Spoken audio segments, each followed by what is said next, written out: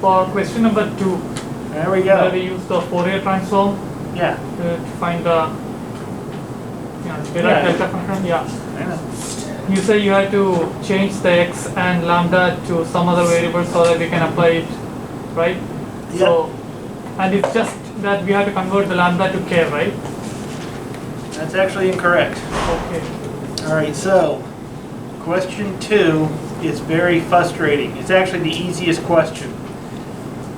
It requires you to make some substitutions, and if you get them right, it's like a 2-step problem. If you get them wrong, you'll never solve it. It's designed to frustrate you. But actually, there's a couple things. One, it gets you used to delta functions, direct delta functions. Those are everywhere, absolutely everywhere in this class. So you need to see them. Number 2, for your transforms, those are terribly important for physical science. And the last thing is, in terms of going forward, like professionally, even 20 years I had this class, I find a mathematical expression I need to work with. Well, somebody has this on the internet. I mean, I'm not going to take Calc 3 over again to solve a question when the answer is on the internet. The problem is that what I'm calling X or Y may not be what the internet calls X or Y. And I've got to be able to deal with it. It may be the answer, but it may be in a form I can't use or I can't use directly. So this is an example. You look at the internet, you're going to find the question as I've written it. Again, you can't solve it. It also is designed to frustrate you, because if you run into a problem and after 10 minutes you give up, you're useless. You're not going to succeed at all. After an hour, if you give up, that's a little bit more understandable. But if you give up before an hour or 2, you're not going to get too far, because this is going to happen over and over again. I don't mean just this class, I mean in general. Okay, so let me give you a hint, because then not only is recognizing that you need to change what's called X, what's called Y, what's called K, blah, blah, blah. Not only do you need to recognize that, there actually is a really nasty trick. There's a real nasty trick to it. And if you don't get it, again, you're stuck. Now again, you're perfectly capable of figuring everything out. It's just a matter of maybe happenstance getting it just right. So, let me remind myself that of lambda.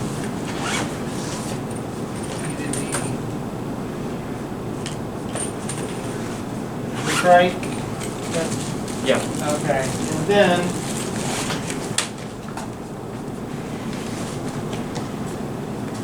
no constants. Let's not worry about limits. Minus infinity to infinity.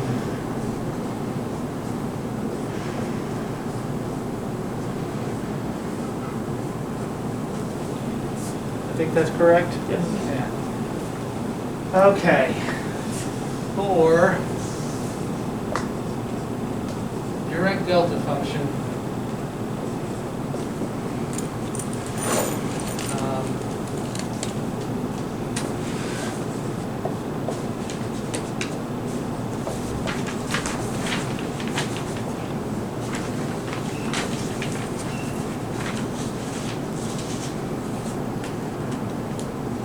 That's right.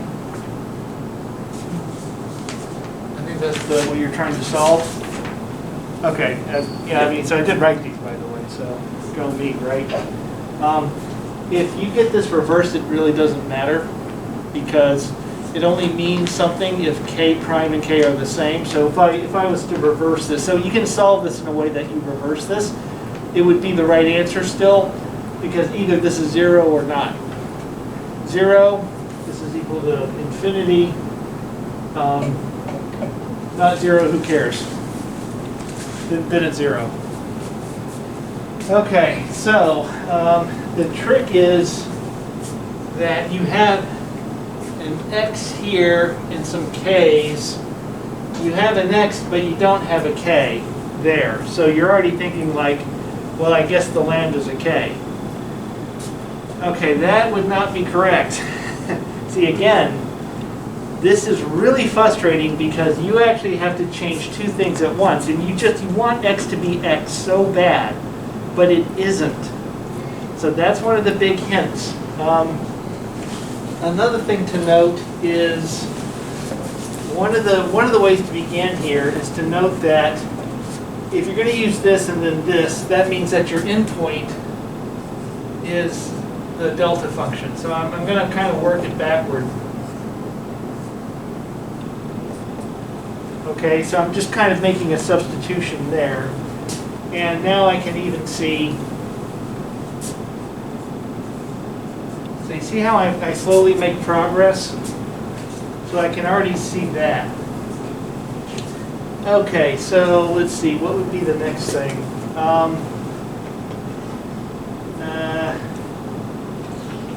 I can already tell when I look here that if this is equal to an integral with respect to x, this is lambda. All right, so that's my clue that lambda is not lambda.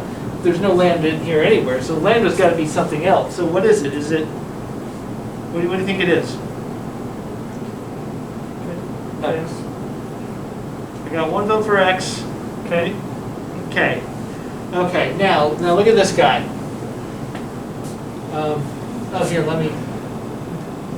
I'll make it as similar as possible. Guess again. Integral.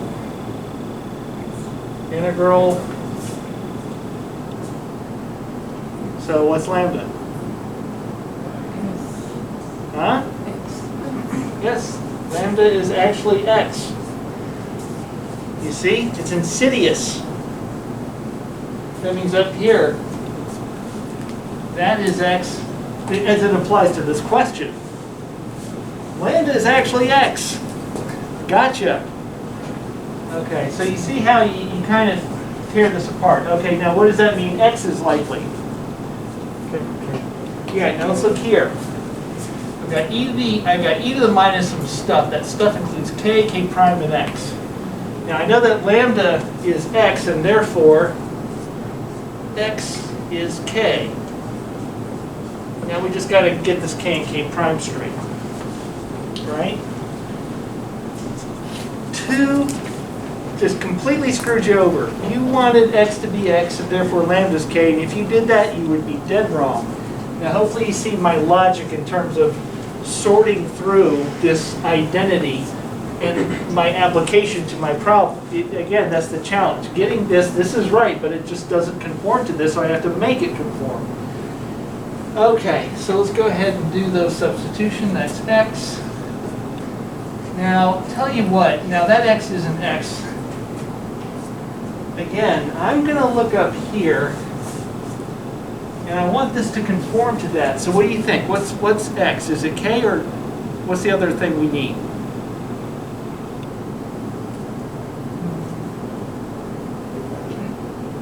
Right, there's three things. There's x, k, and k prime. Now look up here, and look here. What do you think, k or k prime? K prime. Right, because it has a minus sign. Okay.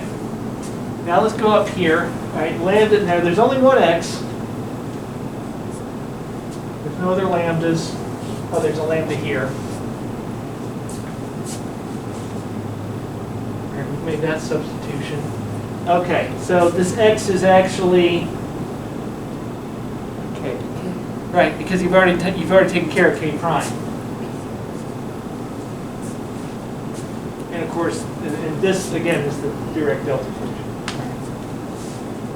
Okay, that's the direct delta function. Now I can just write it as is. If you're sitting here thinking like, well,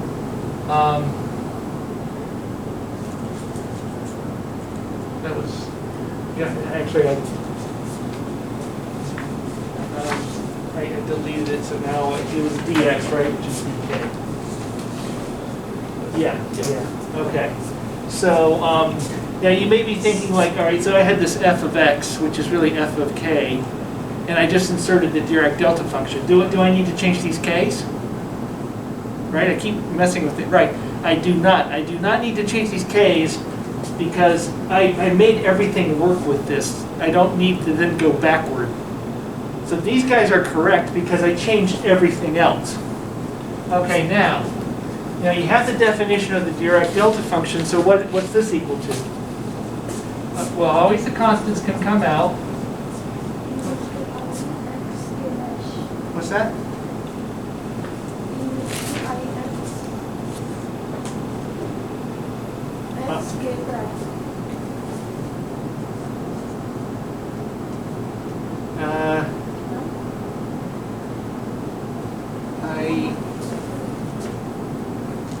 Did I make a mistake?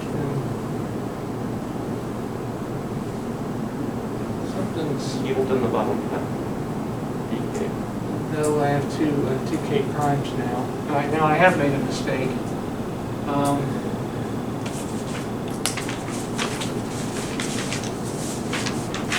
What have I done?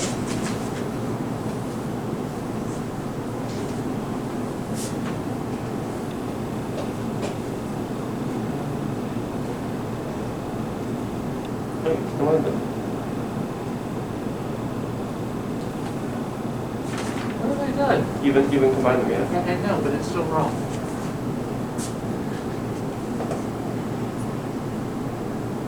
Because this has to be K. See, now I've screwed up. So you can see that this needs to be e to the I plus K.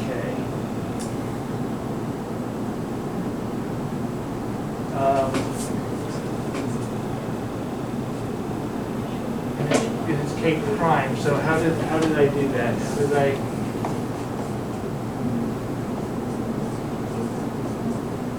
Whoops. So I've made an incorrect substitution somewhere because this is supposed to be.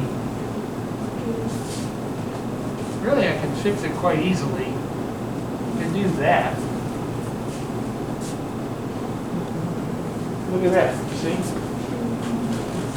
All right. Now, what I did, is that invalid? You notice I just basically said, oh, this doesn't work. I just changed the dashes. Is that okay? The answer to that question is just look at it. Is it okay? I'm integrating K prime, this thing. By the definition, if I'm integrating with respect to this, this function is spit out so long as, and actually I don't need that 2 pi. I don't need that 2 pi there. I can just integrate the Dirac delta function. So yeah, notice how I'm just doing all kinds of manipulations here. I don't remember how to do this perfectly, so you see you see me work through this. I don't see anything wrong with what I've done, right? This is my integrand, this is my function. The function's integrand turns into the value where this is 0, which is when K prime is equal to K. And this is f of x, so now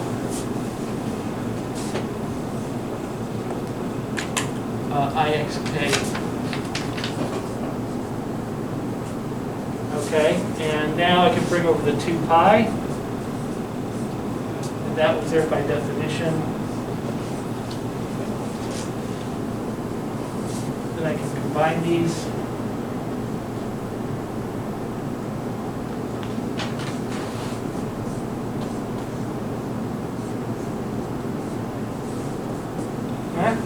Did I do it right? I think I did it right. Is this the expression we're supposed to? K prime and K we're supposed to. Got to switch.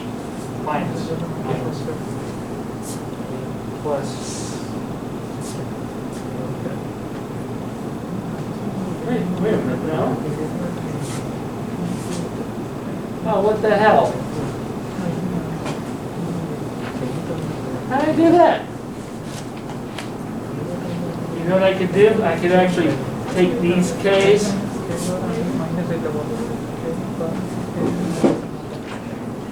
Make that K prime. then undo, and then what?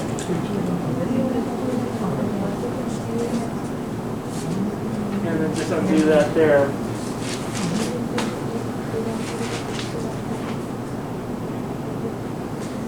Wait, what did I just do? Did I just, is something wrong with me? What did I just do? I had it right to begin with, what? I think so. Alright, that's fine.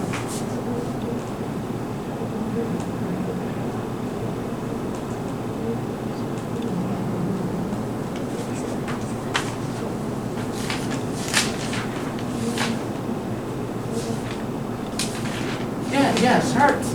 No, I'm pissed off. That's not the answer that's not the answer in the key. That's my problem. K prime minus K. It's the other way I have around. K prime minus K. Yeah, that's Yeah. that's what we went through. Yeah, so it doesn't matter, like I said a minute ago, but I'm gonna stick with it. So I'm just switching the labels. God, sorry, I'm just.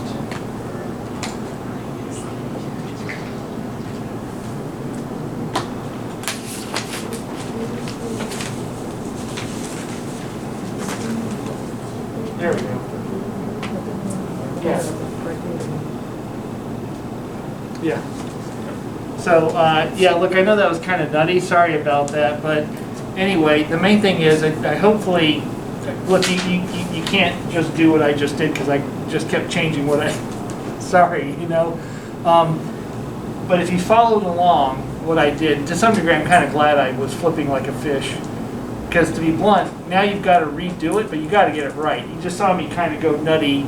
Oh wait, this label isn't right. I'll just change it, right? So and I know, so you can't just spit that out, and turn it into me as the answer. So anyway, you got the idea. Lambdas are k's, lambdas are x's, x's are k's, and then the other the one that's really insidious is that use a K and a K prime in one or the other. And it's okay, it doesn't matter. It's just a label. But you use different labels for the forward and the backward transform. And anyway, and you have to, because you have a K and a K prime, you have two different ones. So you had to have inserted one and the other into the different forward and backward transforms. That's the part that I think is the most insidious, is not only recognizing that X is K, but that one of them has a K and the other one has a K prime. And again, you saw me kind of flip through which one it was to match the answer on my homework, but what I had written a minute ago until I just permuted all the K primes was also fine. It was a perfectly legit answer. So we're okay? Now, sorry, I wish I had been a bit more smooth there, but again, they're difficult from my perspective. I mean, I actually wrote this. I stole it from my instructor. This is the same question I had when I was your age, but it's still pretty difficult. So you saw me spaz out there. All right, what else we got? I mean, that's definitely more than enough. Like I say, just knowing to make those substitutions, that'll do it. And then just, like I say, make sure you get everything straight between K and K prime. And you know, one thing about PChem is, look, I do look at these kind of closely. I know it may be tempting to say, oh wait, I seem to have a slight problem with, like what I did there, where something seemed to have been reversed from the answer. It turns out it was fine, but if it wasn't, and you just like, well, I can't figure it out, but it looks right, so it's not right, but it looks right. I'll notice that and dock you some points. It wouldn't, not on this question. Both answers were fine, whether you get K or K prime reversed. It's actually fine, but in other problems, you see what happens is, like when I teach undergrads, sometimes I'll give them answers to questions because I'm not that cruel. But sometimes they write a bunch of junk and then they just write the answer hoping that I'm spot checking, I just see the answer, but I don't. I actually read through it. And a good maybe about 10% write dribble and then they just write the answer because I gave it to them hoping they get full credit. So don't you do that. If you have the 2 pi isn't there, you've done it wrong and I'm going to charge you for it, right? If you're writing a paper and you have to do a powder XRD analysis and you're missing a 2 pi, it's not right. You're not gonna be able to publish that. So you gotta get these details correct, but note that if you're detailed oriented and you can do this, you're gonna make lots of money when you get out of here. That's the point. Anyway, all right, next question. What else we got?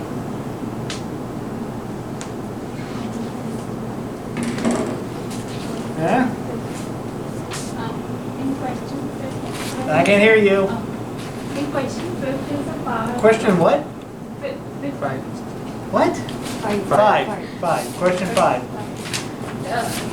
There's a part B, I guess, where there is a symmetric and antisymmetric derivative. Right?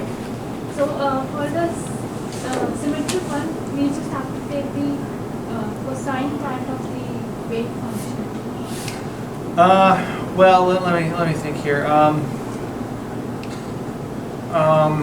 Well, I mean, in general, do you know how to solve it?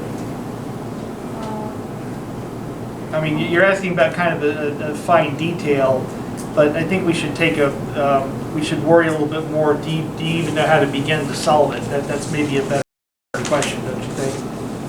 Yeah, So how did you do it? So let's draw the potential.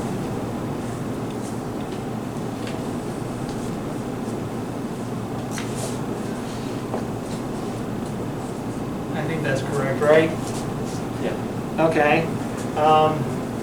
Now, so then what did you do? From minus 8, I mean, we can just use these general Schrodinger equation for calculating the wave function for every region 1. So we got region 1, region 1, 2, and 3. Right? All right, so what did you put for region 1? I mean, I just used the Schrodinger equation general, and then I substituted I used the boundary condition. Wait, hold on. You gotta have to have a wave function before you have the boundary condition. So what's your wave function? I applied the boundary condition. You have to apply the boundary condition to a wave function. So what's your wave function? I solved it. I did not have a right model. What do you mean you solved it? I mean, to be blunt, I mean, I solved it in class yesterday. So what is it? I mean, you don't really solve it. You should know it at this point. You just use it. It's a flat potential. A raised to ikx. Huh? A raised to ikx. K1. X. Am I going to have more than one K? Yes. IK1. Yeah, okay. Right. You're going to have a K1 in here. You're going to have a K2 in here. And you're going to have a K3 in here, right? Yes.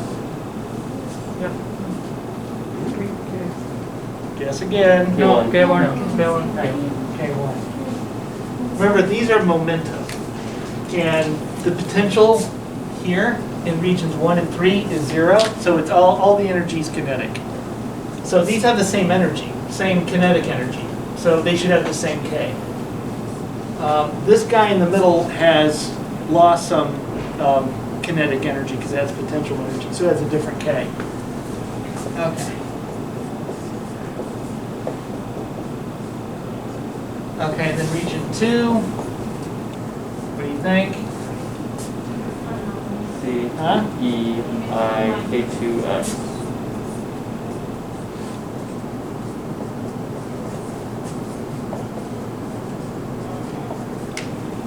Okay, 3 will be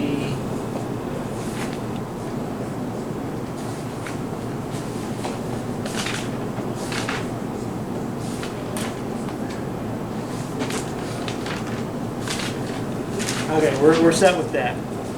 And now, this is what you used? Yes.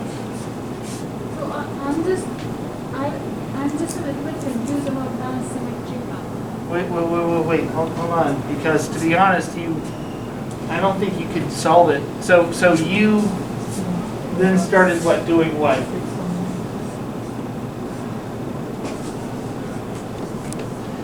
So the continuity equations would look like this. The smooth and continuous. Remember, the wave functions need to be smooth and continuous at the boundary. They need to look something like this.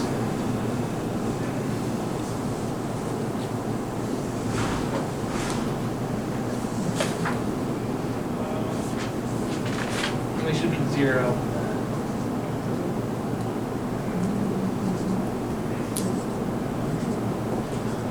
Okay, so they need to be smooth and continuous.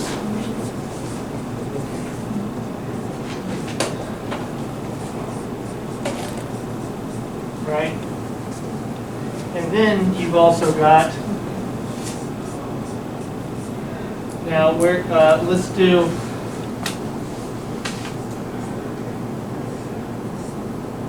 this would be side 3.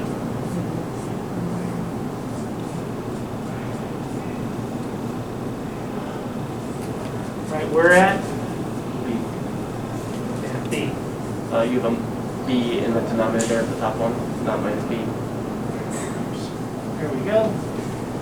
Okay, right, now this is what you had. Okay, now real quick, you can see here that you got quite a bit to do. And that's, yeah, congrats. It's going to take a couple pages of algebra. Don't forget, you're paid to do this. Does it suck? Yes. You're paid to do it. Remember, you could be washing dishes as well. Your choice. Okay, but now I contend that I don't think you can solve this. The problem you run into is you have 1, 2, 3, 4, 5, 6, and then you've got the K's. 7, 8. You've got 8 unknowns and 2 equations. So you have really one hell of a problem here. I would contend that you can't solve it.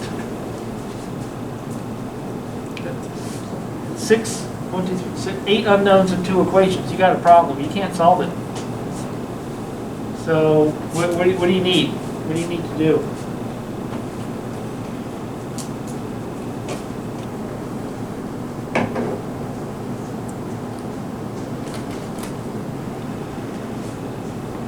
What do you think? Do you have any other boundary conditions? So notice I'm saying that you have too many unknowns compared to 2 boundary conditions. Well, I guess this is actually 4, right? These are really 4 boundary conditions. Equal, I just divided them. It's because the slopes are equal, smooth, the magnitudes are equal, continuous, slopes are equal, smooth, magnitudes are equal, continuous. It's just that when you divide them, you're going to do yourself a world of favor in terms of solving it. So these are really 4 equations. So we need some more boundary conditions. We're missing some equal signs because we have too many unknowns. What's my other boundary condition? Any other? What's that? At minus a and plus a, does the wave function? At minus a and plus a, does the wave function go to 0? Yeah, at minus a and plus a, what's the wave function?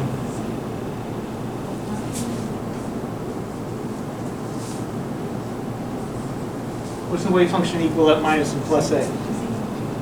0. Yeah.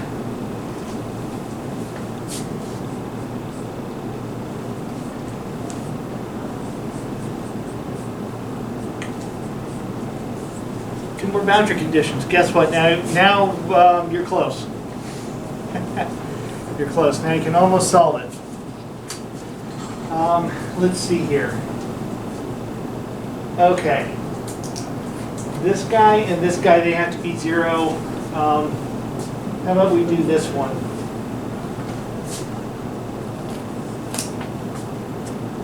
Let's just write over it. How do you do that?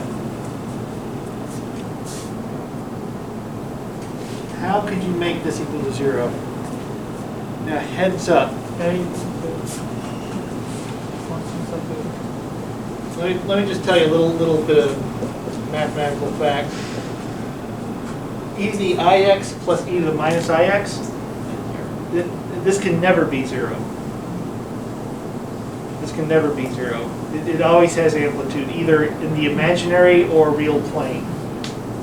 So this guy is a bit of a problem. Yeah, it can never be 0. Okay, so that means that your E's and F's have to have a certain relationship to each other for that to cancel. Anyone want to hazard a guess?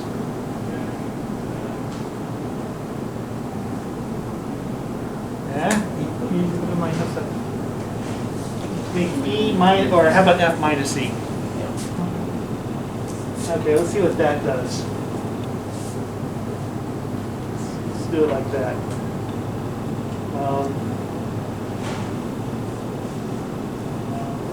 Let's do it like this. Okay. All right, now I'm looking at this and I'm not quite sure that I can still see. I don't know that I can still quite see it. But I do know this. E to the, now let's think about this. E to the IX, what does that look like?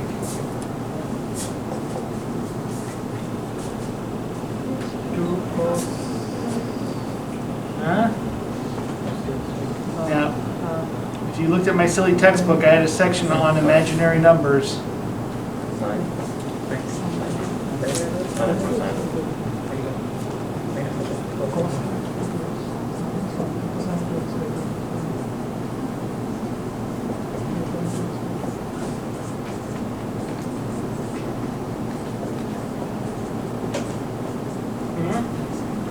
Right? Cosine plus I sine minus cosine minus I minus I sine plus I sine. Huh? So what is this? It's a sine function.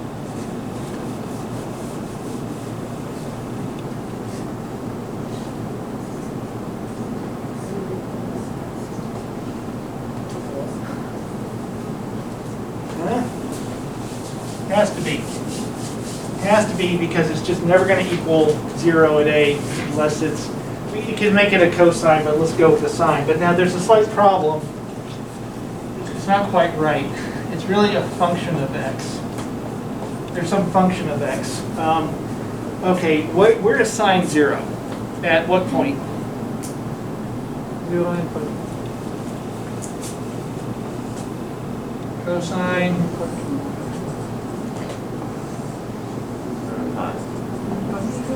And 5. Yeah, it'd be convenient if this was 0. So how do you make f of x 0 at x equals a?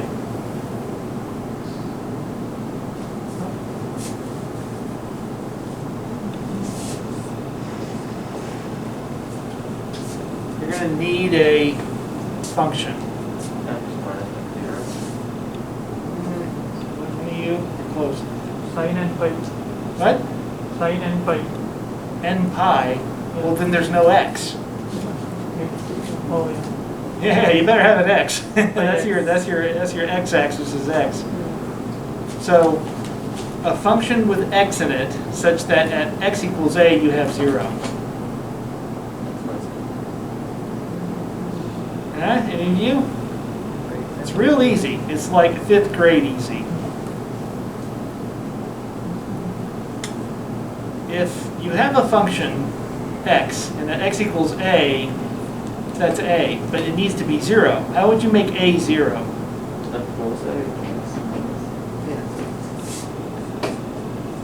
There you go.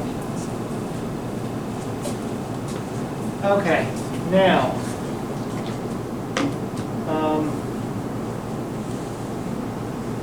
yeah, so this can never change. It has to be this. Now, what about this guy? We can walk through the same derivation, right?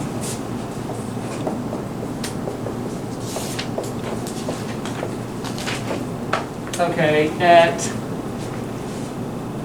x minus a, you better be 0. So what's my function? Don't say it's No, hold on. This guy has to be 0 at A, this has to be 0 at minus A.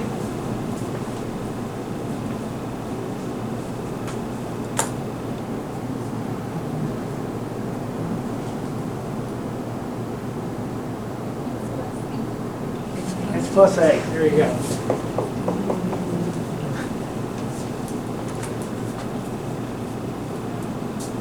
There we go. 1, 2, 3, 4. 4 unknowns.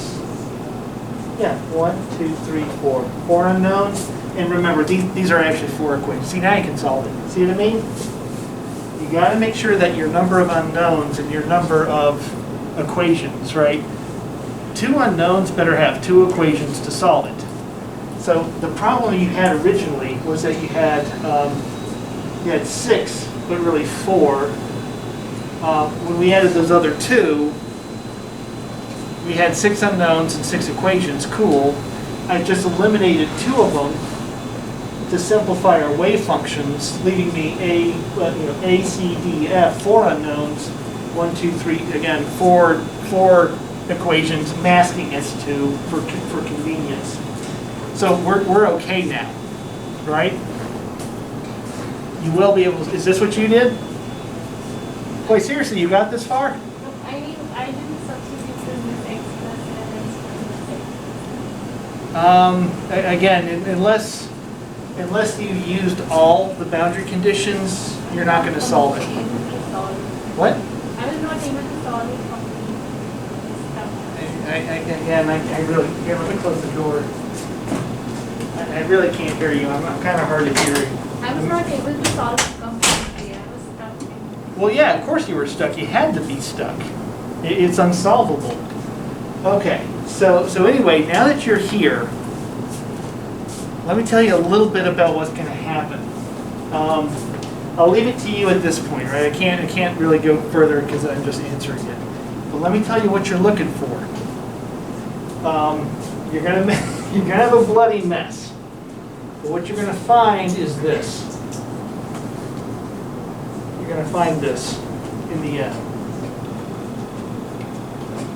You see, you notice this. All right, when you take the derivative, let's do one side. So, what's the derivative of sine? Cosine. Yeah, cosine.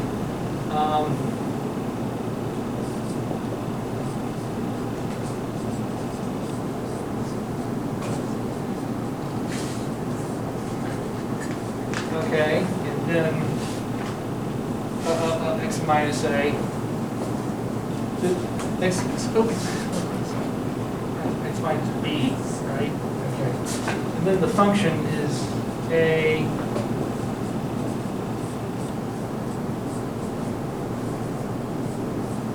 Right? See that? Your a's are going to cancel. And then on this side, you're not going to be able to cancel your c's and d's. You're not going to be able to do that. And then you got the same deal here. Your f's are going to cancel, but not your c's and d's. Leaving you the ability to solve c with respect to d. You find this. And then now, see, and I know I've been going on and on, and I know what your original question was. But I realized unless you had done this, you were never going to get here. Because when you're here, you now realize that you have 2 sets of solutions.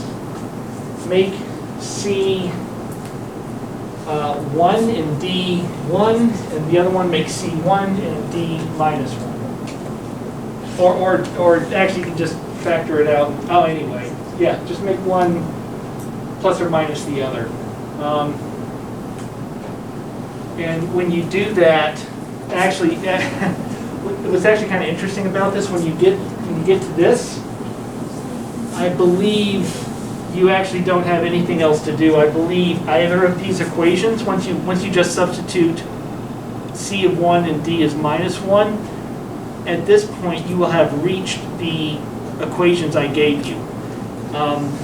Do you have, so there's, I forgot what they look like. Oh, further down, because I gave you, yeah, so I have, Hyperbolic.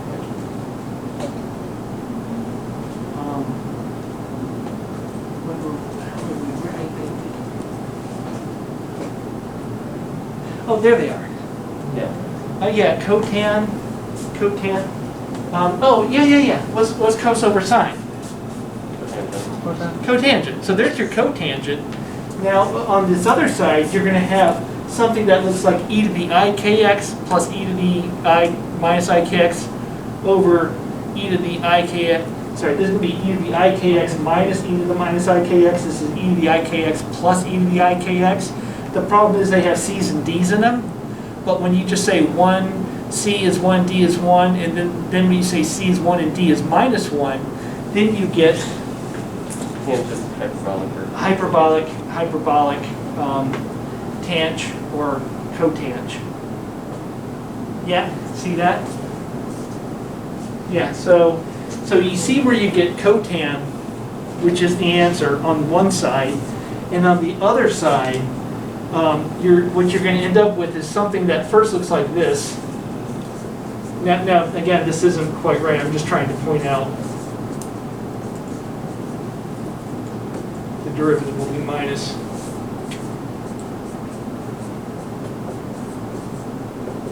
Okay, so remember how I was saying, you have to use boundary conditions because you had to eliminate some of your constants. When you did that, the a's go away. Cool, we see our cotan. The problem is the c's and d's don't. So you're close, right? You got cotan is equal, this looks like the tangent part, except these c's and d's are in the way. However, when you mess with these, again, you realize that you can do this. C is 1, D is 1, or C is 1 and D is minus 1. And there's your two answers right there. Okay? There you go. Now, again, when you mess with this, a couple pages of algebra. Welcome to grad school. I had to do it too. I had a problem that had 5 pages of algebra. Pure algebra, not calc. We had a problem that you started with some calc, and then it turned into an algebraic nightmare. 5 pages. I complained to my TA. I said, come on, look, this is, I get that we have homework, but this is ridiculous. It took me hours. She almost bit my head off. She said, you want a graduate degree? You better be able to put up with this stuff, or you're just not worth it. Slam. I wish I could find her. I need to thank her for that. Because, yeah, that was one of the best lessons I ever had. Okay, so, all right, those are the nightmare questions in terms of pen and paper. Basically, you should be able to get through them now, minus the 1 or 2 pages of algebra, not 5, okay? You hit 5, you're screwing up. You missed a minus sign somewhere. That's the thing that sucks. You miss a minus sign when you're doing this, you're going to work in circles for hours. Sorry. Okay, here we go. Now what? Huh?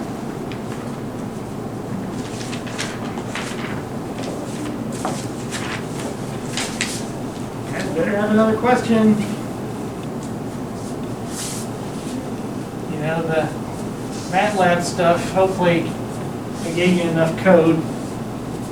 Remember, you can also come by office hours.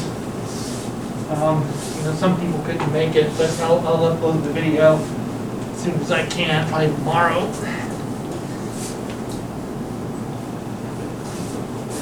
Get mad at me. What else we got? Where I'm going to pack up. It looks like you have questions, but you're not saying anything. Huh? 4A. So it's the potential step. The reflection is the B portion, correct? That's Ooh, what? What's the potential step. Question 4. Question 4. Is the potential step e to ik1x the reflection is this B portion, right? That's when it hits the wall and it's going back. Yeah. So yeah, folks, I know I'm kind of really behind in the class, even though we've only been meeting a week. I don't know how in God's name I've done that. So I may have to go a little faster to catch up because it's kind of bad. I don't know how I've done this, but when I was stammering at the end of last class, what I really needed to point out to you, and here I'll use these two different potential surfaces.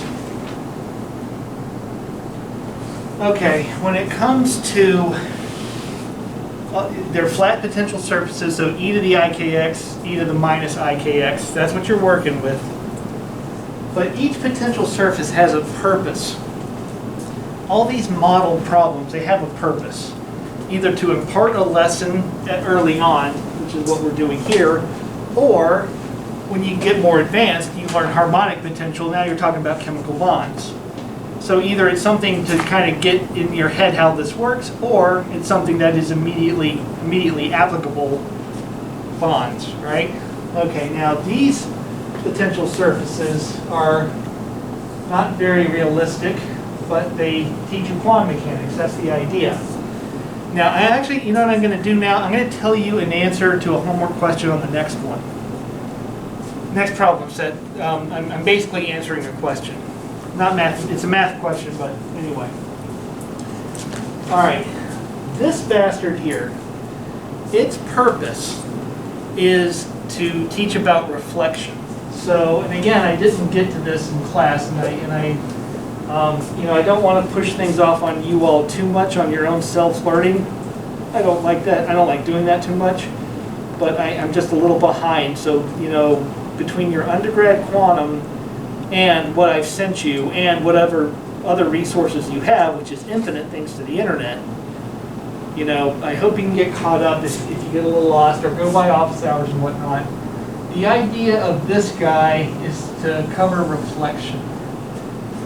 The idea, and again, I didn't state this in class and I should have. The idea is you call it the A wave, and you may even hear in professional talks, you may hear people talk about A and B.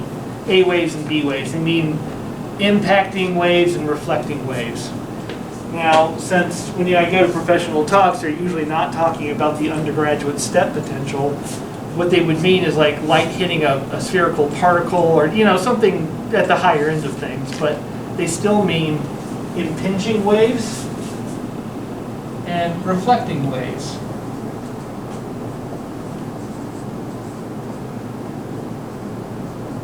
I better label them K1.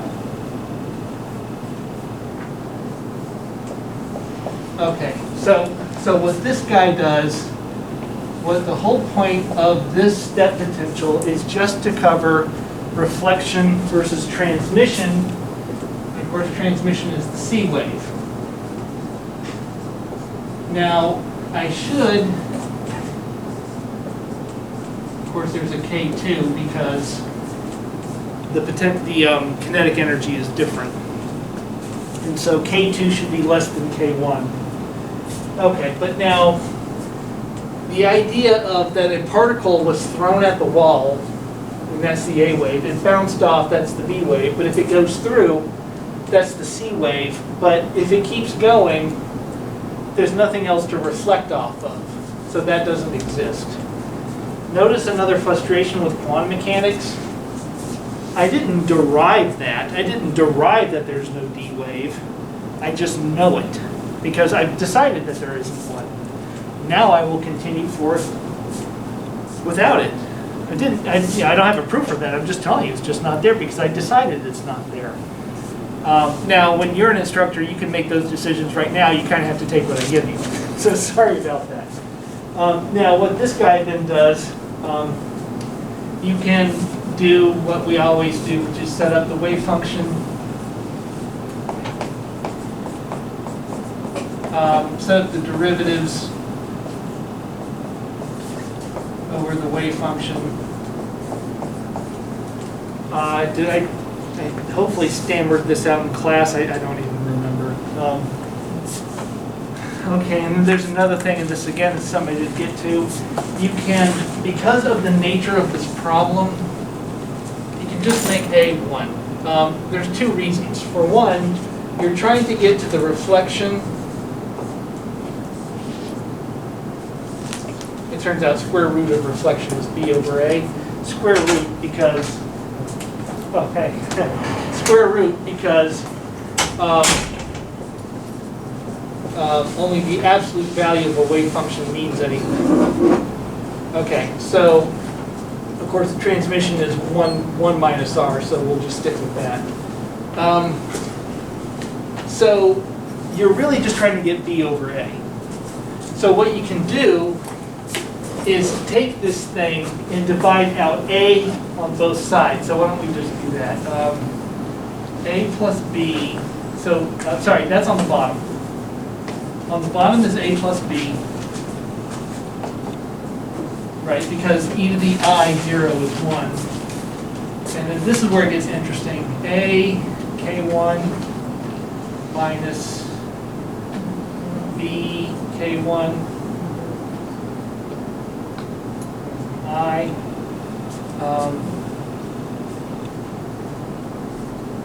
Okay. So notice the C's are gone.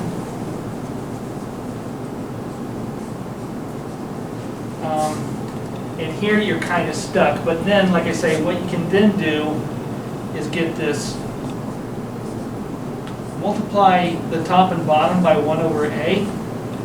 And what you end up with is IK1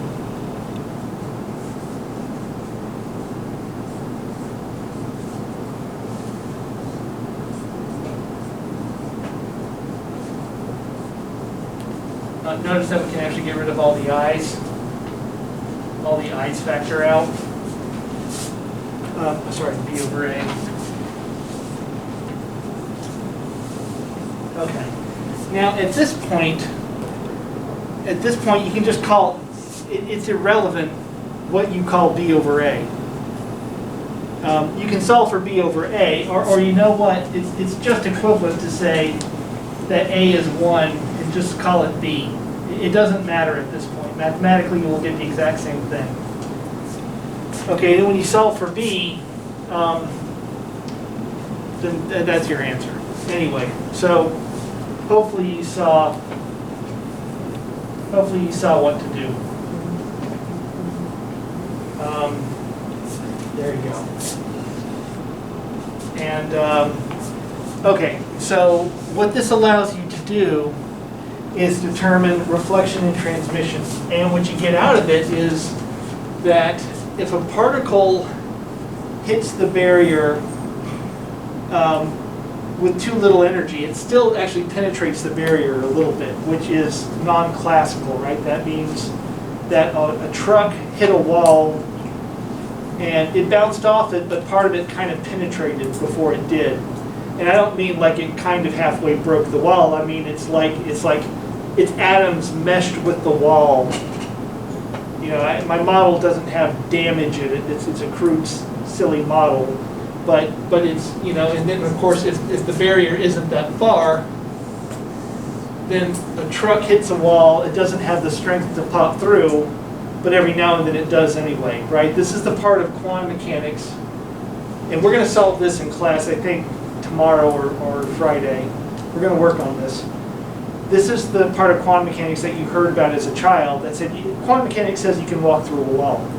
It does. It just gives it a low probability that you'll do so. A probability that's so low that you could try over and over again for the age of the universe and it will never happen. It might. It's just very unlikely. So this is the utility of this problem. And this is why you can do things like these little tricks, or just say A is 1. It doesn't matter. Okay, when it comes to this problem, or our variant of it, nothing's reflecting, nothing's transmitting, it's stuck. The particle's stuck in here, so we're not really worried about reflection or transmission. A, B, C, D, E, F, none of that really matters. What matters is notice that equation was all about energy. So that it's called a transcendental equation, that cotangent equal to tangent or cotangent. That allows you to solve for the allowed energy. So this isn't about A, B, C, D. It's not about reflection or transmission. It's about which energy is allowed. Now, in the step potential, any energy is allowed. Energy of zero is not interesting. You can do that. Everything's a flat line. But really, for any energy you want, you can calculate something. Notice that I'm drawing waves with greater energy. All right, so that's what you get out of it. Any energy is okay. On this guy, not any energy is okay. Now there's a ground state, which looks something like this. Cool. But if you plugged in whatever energy that is, let's say it's an electron volt. Oh, okay, what does 1.5 electron volts look like? It's like that. Is that okay? No, it just penetrated the barrier. You can't do that. So this problem has nothing to do with the reflection or transmission. It's quantization of energy. That's what you're supposed to get out of this question. Not any energy is allowed, because if you start plugging in, figuring out wave functions for any energy, you're going to see crazy things happen. The purpose of this question is to figure out what are the allowed energies so that you don't see crazy things. Like this is okay too. That's okay. That's fine. And this is a ground state energy, and that's the first excited state energy. But the energies in between would do something weird, like spill out the side, which is not okay. So that's the purpose of this problem. And that's why here you're worried about A, B, C. Here, that's, who cares? You're worried about K1, K2. Anyway, so there you go. I have a class. It's recorded, so. Okay. Well, I don't know, is there any other questions? I kind of think we've covered everything except the programming, right? So we could try, I mean, you could do a little programming. If you have programming hints, I can write that on the wall just like any of this other stuff if you're interested. I'll be down with it. Huh? I would like to see that. Well, but you gotta be a little bit more specific than just write stuff. Well, what's the question? So for math lab, when we're coding for the distance, do we have to set up the parameters for X, Y, and Z in No. code? No. Okay, so for the XRD question, so doing some programming. I'm going to make you program on every problem set because this is a very good thing for you to know how to do. I gave you some code, but it's missing some parts, right? Now, MATLAB,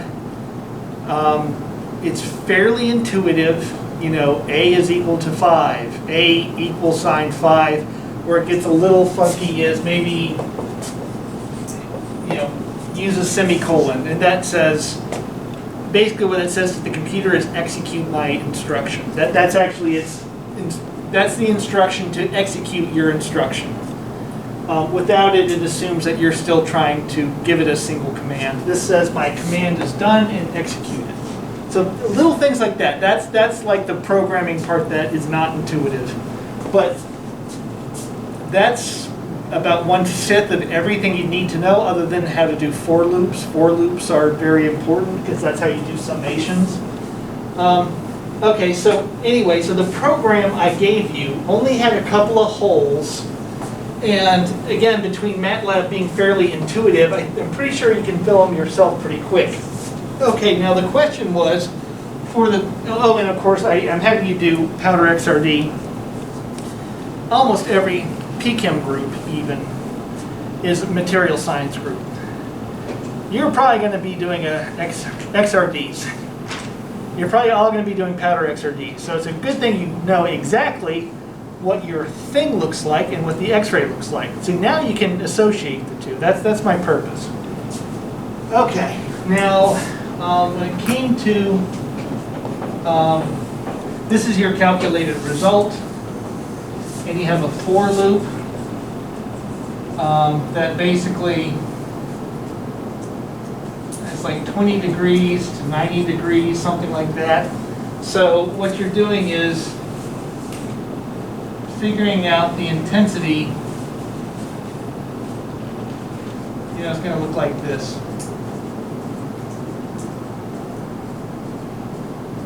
Anyway, and then of course once you figure all this out, MATLAB will put a nice line. Oh, look at that! It looks similar to what the actual experiment looks like. So great. So now you understand it. Okay. So anyway, in this for loop, then you got a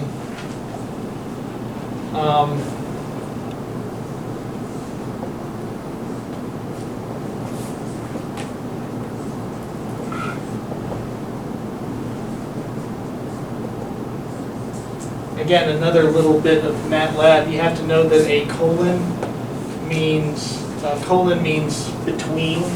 So 1, 2, 3, 4, 5, 6, 7 to however many atoms, except not the last one. So what this is meant to do is remember that the intensity is a function of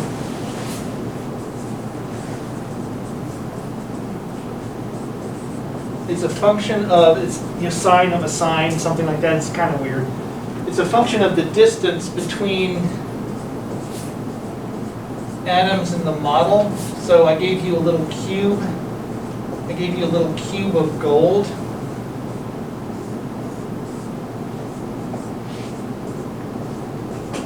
So you have coordinates for these cubes, one small, one big. And I'm doing that so that the point of this is that XRD patterns of small particles look different than bigger ones. It's like one of the most important things for you to learn to recognize in a PXRD pattern is to recognize when you're looking at small nanomaterials versus large ones. So that's part of my lesson here. So the thing is that this part, and this is in the code, this is part of what I gave you. You need to look through all pairs. That distance plus that distance plus that distance, that one, that one, that one, that one, that one, that one, that one. Anyway, and then you do the same for this one. You don't do this one and that one because I already counted it, and that's what I of n minus 1 and I plus 1 to n. That's what that does. This guy does here, here, here, here, and then when I do this one, I don't go backward. I've already done that one. That one goes here, here, here, here, on and on and on. Okay, so what you have to do though is calculate the distance between all these atoms. How does that work? Okay, well you need to have XYZ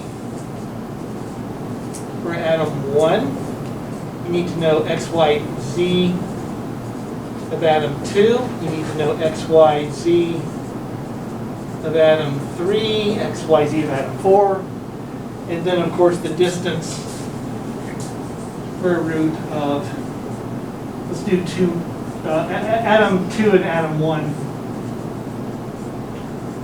And then of course 3 and 2, 4 and 3, 5 and 4, anyway, on and on and on.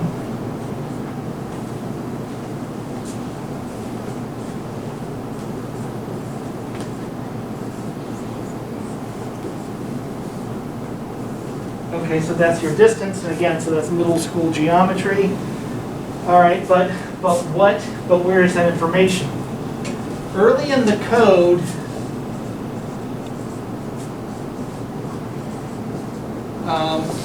I gave you links to a giant set of coordinates of those 2 nanoparticles. So you click on it, and it kind of blows. Here's your web browser.